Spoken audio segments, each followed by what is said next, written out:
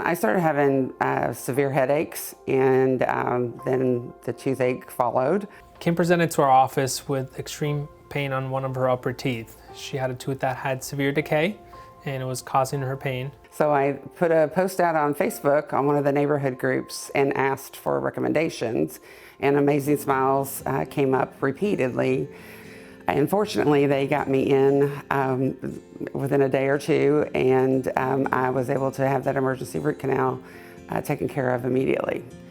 When I met Dr. Ferrera for the first time, I was a little nervous because I hadn't seen a dentist in a couple of years, and sometimes you worry that they'll fuss at you. And he warmly greeted me and addressed my problem, took the x-rays immediately, told me what the course of treatment would be, and just made me feel like they were going to take care of it.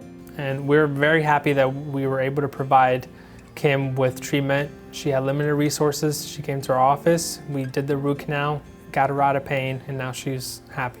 Amazing Smiles is one of the best dental offices I've ever been to, actually the best dental office I've ever been to. I would recommend them to anyone.